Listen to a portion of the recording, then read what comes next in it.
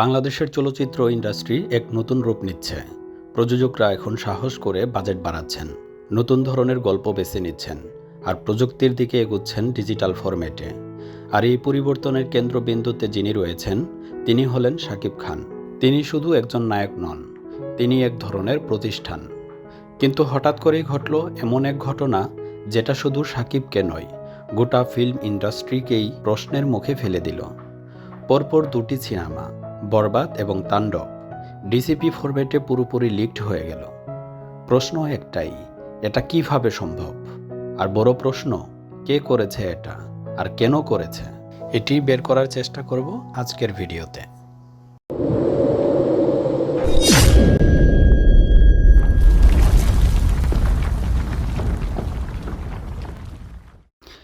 DCP মানে digital cinema package, যা cinema হলগুলোতে digital cinema দেখানোর জন্য ব্যবহৃত হয় এই বিশেষ ফাইল ফরম্যাট। এটা কোনো সাধারণ MP4 বা AVI ফাইল নইলা, বরং এতে থাকে ভিডিও, অডিও, সাবটাইটেল, এমনকি ইন্টারন্যাশনাল ভার্সনের জন্য বিভিন্ন ভাষার আলাদা ট্র্যাকও। এবং সব কিছু থাকে ক্রিপ্টেড মানে এনক্রিপ্টেড ফরম্যাটে। এই ডিসিপি চালাতে লাগে KDM, কি ডেলিভারি মেসেজ, যা এক ধরনের ডিজিটাল চাবি, যা নির্দিষ্ট সময়ের জন্য নির্দিষ্ট হলে চলার অনুমতি দেয়। সাধারণত প্রতিটি ডিসিপির মধ্যে থাকে ওয়াটারমার্ক, যেখানে হলের নাম, তারিখ, স্ক্রিন নম্বর ইত্যাদি ইমবেড করা থাকে। কিন্তু শাকিবের দুটি সিনেমা যেভাবে লিকড হয়েছে, তাতে এই ওয়াটারমার্কের কোনো চিহ্ন নেই। এটা বুঝিয়ে দেয় এই ফাইলগুলো হল থেকে নয়, বরং মূল পোস্ট প্রোডাকশন বা সেন্সর ফর্ম থেকে লিক হয়েছে। সিনেমা সেন্সর বোর্ডে জমা দেওয়ার জন্য প্রযোজকরা সাধারণত সম্পূর্ণ সিনেমার এক বা একাধিক ভার্সন প্রস্তুত করে। অনেক ক্ষেত্রেই সেন্সর কপি দেওয়া হয় MP4 বা MOV ফরম্যাটে। এই ফাইলগুলোতে সাধারণত কোনো DRM সিকিউরিটি থাকে না, এবং এটাই সবচেয়ে বড় রিস্ক। কারণ সেন্সর অফিসে যারা কাজ করে, তাদের মধ্যে কেউ চাইলেই এই কপি অনায়াসে কপি বা ট্রান্সফার করতে পারে। ভারতেও এমন ঘটনা ঘটেছে একাধিকবার, যেখানে উড়তা পাঞ্জাব, পাঠান বা জওয়ানের সেন্সর কপি অনলাইনে ছড়িয়ে পড়েছিল। ঠিক তেমনভাবেই বাংলাদেশের ক্ষেত্রেও এখন সেই একই জিনিস ঘটতে শুরু করেছে। ভারতের ক্ষেত্রে সিনেমা লিকড হওয়া যেন এক নিয়মে দাঁড়িয়ে গেছে। রিলিজের দিন সন্ধ্যায় আপনি দেখতে পাবেন কিছু নির্দিষ্ট টেলিগ্রাম চ্যানেল বা বেটিং সাইট স্পন্সর্ড চ্যানেল থেকে সিনেমা ছড়িয়ে পড়ছে। সেই লিক ফাইলের মধ্যে থাকে বেটিং অ্যাপের প্রমোশন, এমনকি মুভি চলার মাঝে মাঝে আসে বারবার অ্যাড। এই লিকের পেছনে থাকে আর্থিক মোটিভ, অর্থাৎ পেইড ভিউ বা বেট কোম্পানি থেকে কমিশন পাওয়া। কিন্তু বাংলাদেশের ক্ষেত্রে বরবাদ এবং তাণ্ডব, এই দুই সিনেমার লিকড ফাইল ছিল একদম ফ্রেশ HD কপি। কোনো ওয়াটারমার্ক নেই, কোনো অ্যাড বা প্রমোশন নেই, এমনকি কোনো ট্র্যাকিং মার্কও নেই। তাহলে কি এটা ইচ্ছাকৃতভাবে করা হয়েছে, কারো ব্যক্তিগত বা রাজনৈতিক এজেন্ডা থেকে? কেউ কি চাই শাকিব খানের স্টারডমকে প্রশ্নবিদ্ধ করতে? স্টারডম কেবল জনপ্রিয়তা নয়, এটা এক ধরনের ক্ষমতা। শাকিব খান বর্তমানে একমাত্র তারকা যিনি হলে দর্শক টানতে পারেন, এবং এর কারণেই তার বিরুদ্ধে হতে পারে পরিকল্পিত ষড়যন্ত্র। ইতিহাস ঘেঁটে দেখা যায়, ভারতে বহু সুপারস্টারের বিরুদ্ধে সময়মতো ষড়যন্ত্র হয়েছে। কেউ কখনো আইনি মামলায়, আবার কেউ ভিডিও লিকের মাধ্যমে। শাকিবের ক্ষেত্রেও কি এমন কিছু হচ্ছে? দুইটি বড় বাজেটের সিনেমা, বরবাদ এবং তাণ্ডব, দুইটি ঈদে মুক্তি পায়, এবং দুই সিনেমারই ডিসিপি বা সেন্সর কপি লিকড হয়ে যায়। অথচ কেউ সেই লিক থেকে সরাসরি লাভ করছে না।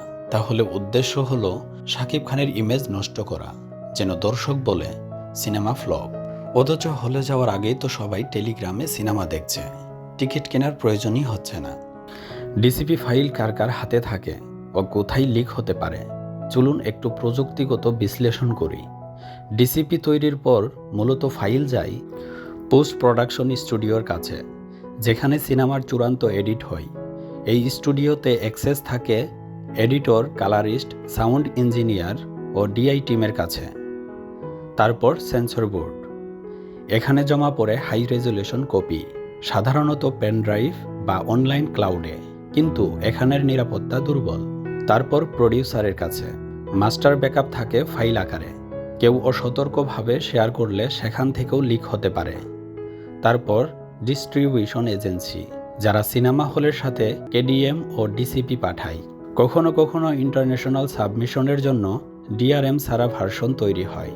তারপর সিনেমা হল, যারা অফলাইনে প্লে করতে হলে কখনো ইউএসবি বা ফাইল সার্ভার ব্যবহার করে।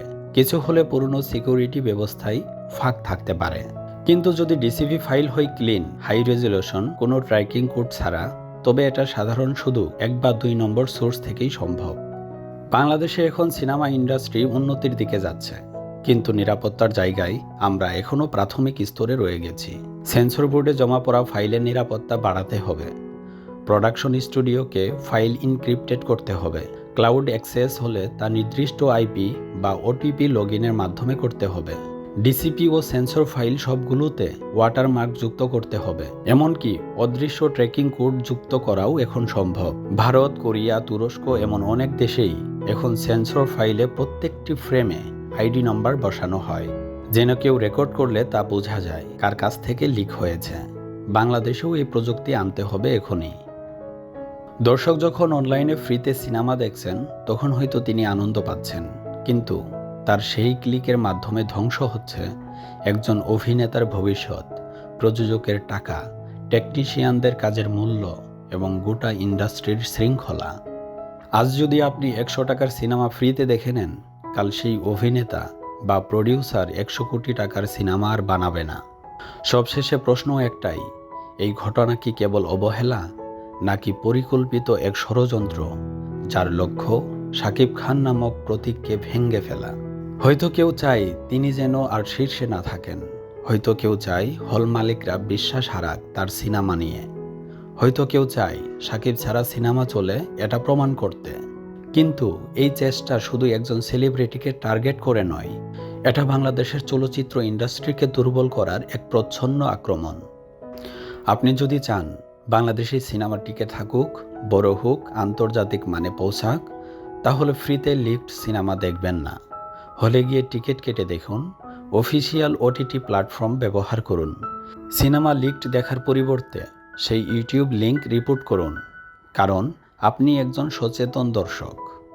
আপনি জানেন সিনেমা মানে শুধু বিনোদন নয়, এটা একটি শিল্প, একটি কর্মসংস্থান, একটি সংস্কৃতি। আপনি দেখছেন লাস্ট মিস্ট্রি বাংলা, যেখানে সত্য, রহস্য আর শিল্পের সম্মিলন ঘটে। ভিডিওটি শেয়ার করুন, যেন সবাই জানে কিভাবে বাংলাদেশের সিনেমা আজ চক্রান্তের মুখে। কমেন্টে লিখুন আপনি কি মনে করেন, কে বা কারা এর পেছনে। শেষ হলেও প্রশ্ন রয়ে যায়।